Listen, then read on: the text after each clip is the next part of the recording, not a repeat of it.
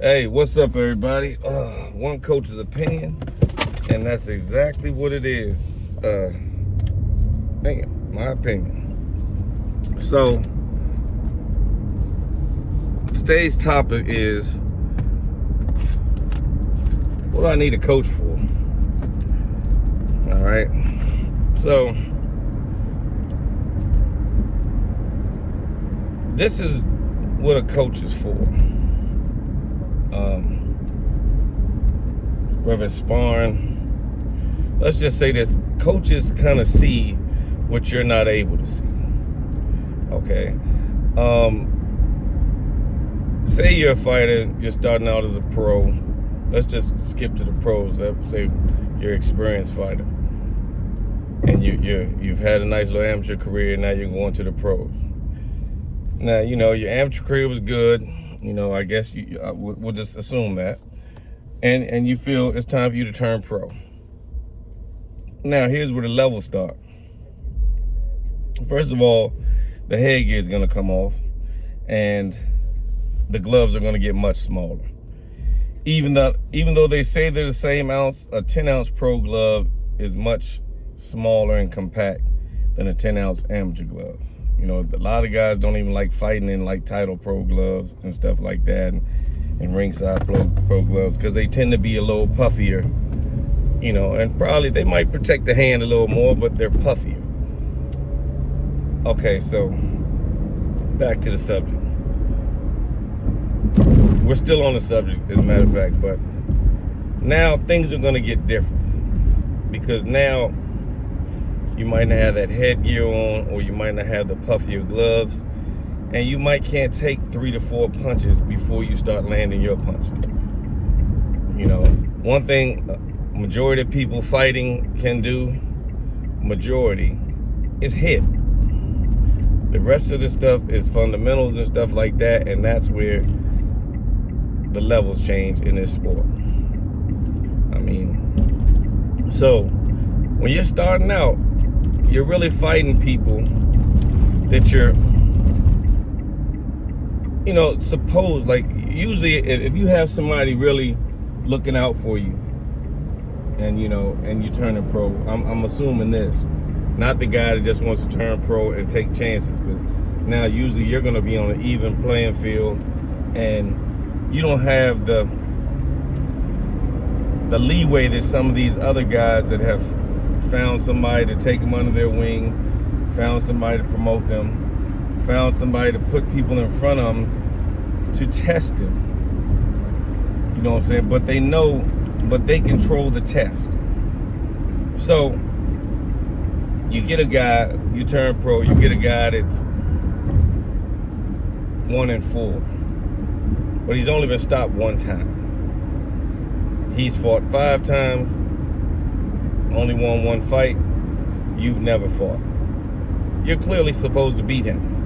So everything you've been doing, you're showcasing, you're looking good. Oh yeah, he's good. He has some potential. That's what most people say after your first fight.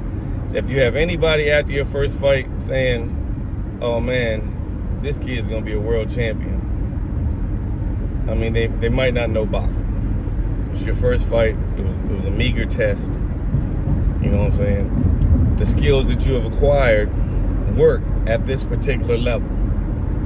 Now, as you get to, which if I was moving a guy, as you get to your 6 rounders, now you might start looking for guys with maybe 3-4, 3-3, maybe 4-4, 2-2, guys that kind of still want to win. With 6 rounds, you can afford to make maybe 1 mistake, and still cover up for it because you have enough rounds to cover up for it. Might get hit the wrong way, slip, they call it a knockdown. You still got 5 more rounds to plead your case. 4 rounders, you get knocked down, pretty much that guy wins another round, he should win the fight. So you don't have that leeway. So now, you're still fighting guys that maybe are equal, have won just as many fights as they lost. They're still a little hungry. They have that hunger in them. And this is where your levels start changing. And still, maybe some of the stuff that you've been taught is still working like a charm. Still, all your moves, you're looking slick. Oh man, he look good, he look good, he look good. Levels change, levels change, levels change. At this point in time, most likely your coach is like, good. Hey, yeah, you know, sometimes when you're down low, man, have that body shot. They had a little thing, but majority of your fight, good work. Now, let's just skip a little bit. You're in 8-rounders now. Getting ready to do your 10-rounders. There's gonna be people in here that test you. People in here that those same tricks that you've learned to love don't work. You're gonna have to pull out some more weapons. Say now you're fighting guys, you're 2 prospects trying to get to contender level, trying to get their rankings on. You're starting to fight guys that are in the same boat you're in.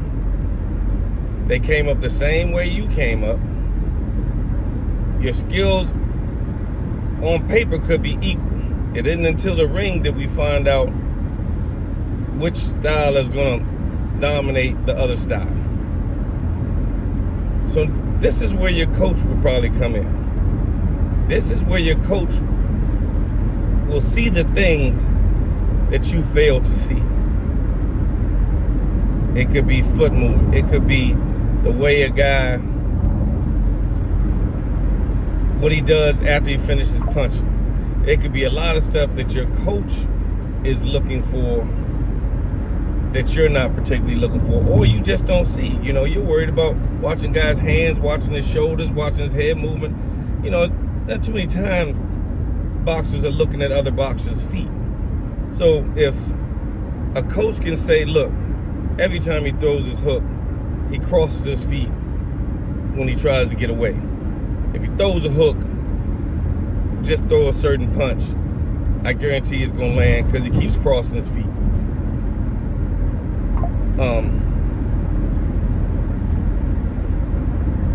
This is something you don't see. Otherwise, we'd still be saying, good, yep, that's it, blah, blah, blah. Okay, look, next time you land the right hand, man, land a little harder, man. He's ready to go, blah, blah, blah. That's us just guiding you at a certain level. But it's going to come a level where I guarantee you, there's going to come a level, if Tank was to fight Shakur, coaching is going to be a major factor. If Devin Haney fights Shakur, coaching is going to start to come in to be a major factor. When the levels get on an even playing field, you might need that coach, and you're going to have to trust in that coach because you're not seeing those mistakes. If you were seeing those mistakes, if you were seeing your mistakes, the coach would still be saying, good, that's it, blah, blah, blah. Hey, man, let's turn it up the next round, blah, blah, blah. The intensity of the corner gets a little bit different when levels change, as they should.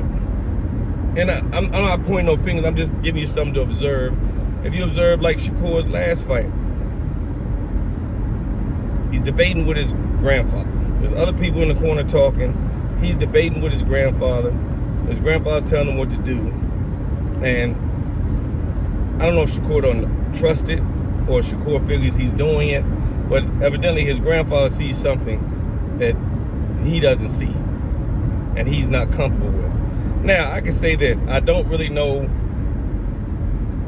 and then I'm just going to assume. I know Shakur travels a lot. You know, he goes around sparring a lot of people. He relies on his intuition and his skills when he spars. If you travel a lot of people's houses and you don't take your team with you, or you don't take your coach with you, you guys aren't really learning together. You're learning by yourself. And after a while, you probably won't trust your coach. Now, I'm not saying don't go to camps. And when people say, well, you get experience going to camp. Go to camps. But understand, when you're at a camp, a legitimate camp, and guys are paying you they're still working with you to a certain level because they want to keep you around. If there's a guy out here that's just calling for sparring partners and calling for sparring partners because he's destroying his sparring partners and knocking his sparring partners out, eventually, even at a lower level, you're going to have to say, if you really want to get some rounds, man, you're going to have to carry this dude. You're going to have to work on something. Carrying him doesn't mean I let him hit me, but just going to have to work on something that this guy is enabling you to work on, because if you go 100%, he can't be in the ring with you. But that doesn't mean he's not a valued sparring partner. If you want to work on something, then he can still become a valued sparring partner. Majority of guys that call in for sparring partners are calling guys that they feel are beneath them. Nobody really calls in another. You're not going to see Shakur call Devin Haney for sparring. Not at this level. They might have sparred in the past. That's when they were young. You're not going to see Tank say, hey, man, I'm fighting a slick counterpuncher. Shakur, I need you to spar with me. At a certain level, guys aren't sparring each other. Especially guys that are in the way. You know what I'm saying? You're not going to spar a guy that you might fight in the long run. And even if you do, it really might not mean as much, because you could have been sparring a guy that's working on something, and you're working on winning sparring sessions. And you said, man, I got out on this dude, blah, blah, blah, and blah, blah, blah. But anyway, that's where the coach and the fighter kind of bond and get to know each other and get to trust each other. Because, okay, I'll give you a prime example of what I'm talking about. One time, I was coaching one of my guys, and the guy he was sparring against was making mistakes with his feet, crossing his feet, you know, stuff like that. So I couldn't be like, oh, he's crossing his feet, he's crossing his feet. So I was telling him, I said, Joe, at first I told him, man, he's crossing his feet, man, you know, you need to go ahead and take advantage of that, blah, blah, blah. But what I wasn't realizing is if he was seeing that, he'd be doing it. So anyway, I told him like this: when he crosses his feet, I'm gonna go boop, I'm gonna go boop, and make a boop sound. And when I say boop, I want you to throw punches. I want you to go at him with, you know, straight punches, press him out. This is all based on his footwork. So, boop, boop. Now he starts tearing the guy up. Now in the other corner, the guy was you know, he's cool with us. So, you know, my son was helping him in his corner, you know, and he goes back to the corner and he's like, yo, your father's making this boop noise. I don't know what it's about, but, you know, he's fucking me up when, excuse my language, when he makes that noise. And my son was like, yeah, I ain't really figured out what that noise is about neither. You know what I'm saying? It's just something he's doing. I don't know what it is neither. So it was just he was crossing his feet. And I knew in a certain position, you're not going to be able to counter punch. You're not going to be able to throw certain punches once you cross your feet. You know, once that back foot gets behind that front foot, your cross is irrelevant, to be honest. So it's just certain things that you see that fighters might not see. But he trusted me. That was the point. He trusted me in what I was telling him. And after a while, the guy was just so, he was more considered about me. I could have started making the noise, boop, boop, boop, and he would have went into a panic because he didn't understand what was going on. But once again, it was something that I saw that the fighter didn't really notice. You don't look at footwork. You don't look at a dude's lazy habits. You don't look at his quirks. Coaches spend all day, at least if you're pretty much, I'd say, a good coach and you work with a multiple amount of fighters, correcting mistakes, looking for quirks, looking for stuff you do and correcting them all day long. That's what coaches do. Fighter after fighter, person after person. It could be a person doing aerobics, doing boxing for exercise, but all day long, coaches are correcting mistakes. And trust me, at any level, you're making mistakes. I don't care if you get, and I've been told, well, you know, we're at a higher level, guys aren't going to make those mistakes. They will. me tell you something. Once you get to an even platform, it becomes a hell of a battle. It could become a good war. Some of the best fights have come with guys that weren't at the top level. Mickey Ward and Arturo Gatti probably have one of the best trilogies in boxing. Now that doesn't mean there's not some good trilogies with high level guys, but let's just say they were at the most B fighters, B- fighters. And no disrespect, I'm just saying, you know, when you think about a pound for pound champion, nobody's gonna ever mention Gotti or Mickey Ward, but their performances in the right situation, they were warriors. Give them their respect. I'm giving them respect. So, but these two were evenly matched. And sometimes those fights could be better than a guy that's at the top and he's kind of overmatched with a guy. All I'm saying is at certain levels, if you get two guys that are matched pretty much on the same level, it's gonna be competitive. It's gonna be a hell of a fight. You're gonna have to do some hell of a coaching. You know what I'm saying? And you know, it just, like I said, man, I don't care what level you're on. Whoever Tank and Shakur fight, it's gonna be who exposes and exploits the mistake of the other. Even when Tank fought Martin, it took him a minute for him to find out the mistake or catch up to the mistake. I mean, Martin to be in there with a guy like Tank, he really has nothing to hold his head down about on what he did. I mean, for a good part of the fight, you know, he probably raised a few questions. Man, you know, hey, whoa, is Tank gonna catch him? Blah, blah, blah. He was doing good. And, you know, a bunch of coaches probably watched that fight and handpicked it. Man, he need to do this. He need to do that. You know, he need to do this. That's why when I go like to fight parties, I don't really go to fight parties unless I don't really care about the fight. If I care about the fight, I want to watch the fight where I can hear the corners.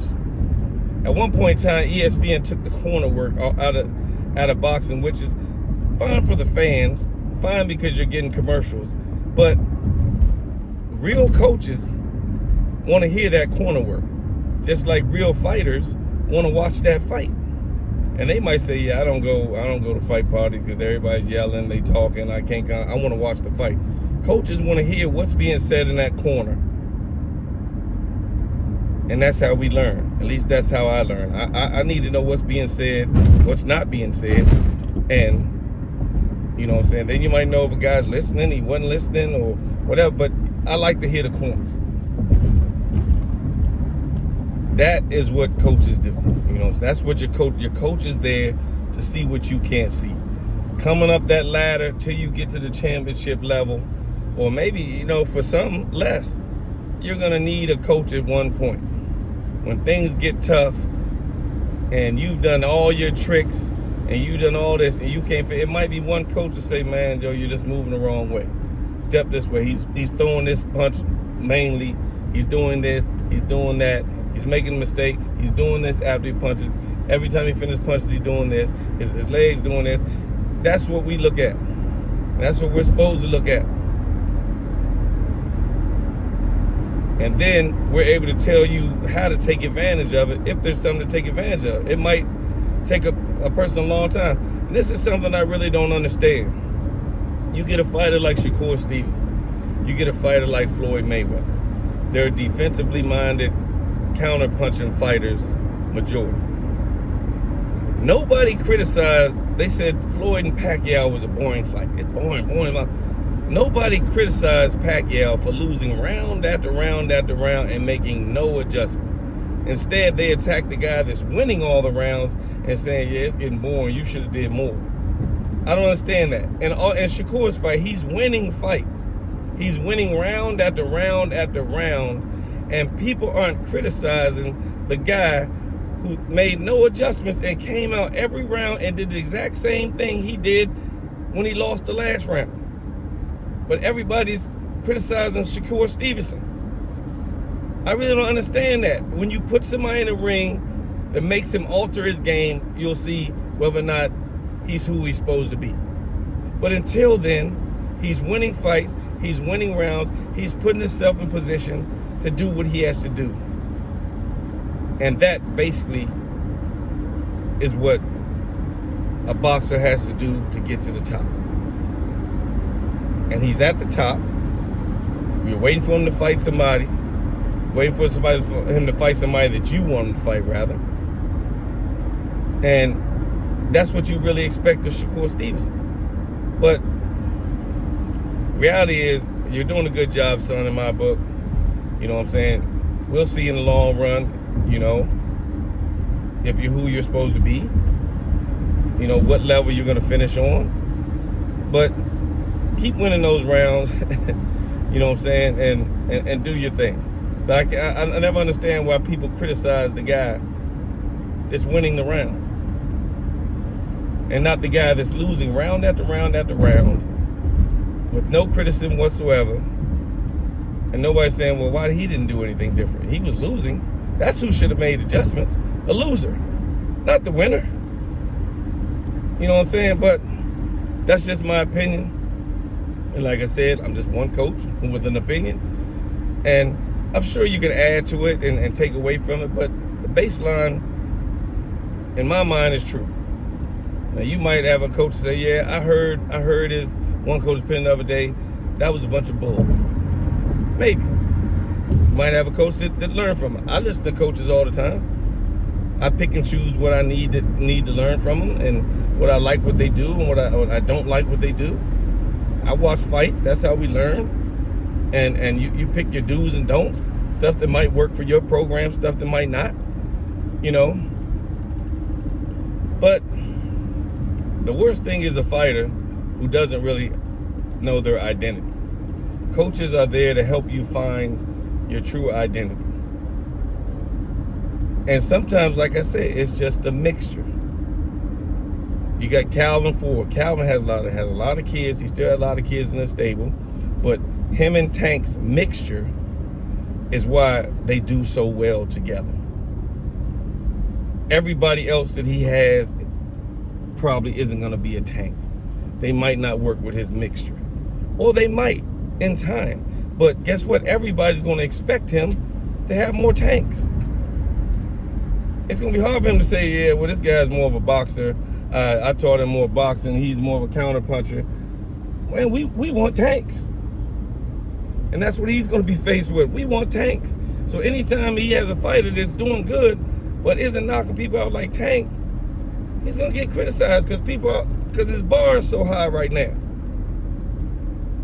Now, if he starts getting multiple guys and putting them in position winning and at championship at Tank's level, but they just don't fight like Tank, that's what will make him a great coach. That's what people would look at him and say he's a great coach. He had boxers, he had defensive guys, he had offensive guys, he had knockout kings, he had pillow punching champions. But he found a way to make it work.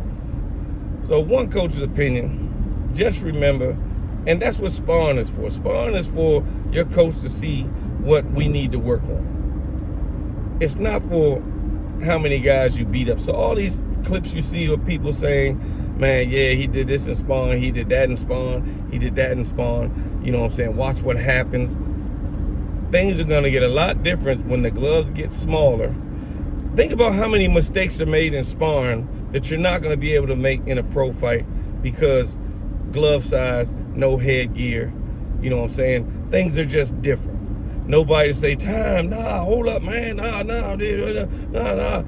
Excessive holding that takes place in sparring that won't take place in a fight. There's so many things that take place in sparring that'll never take place in a fight that you have to read through the sparring and collect your data from it.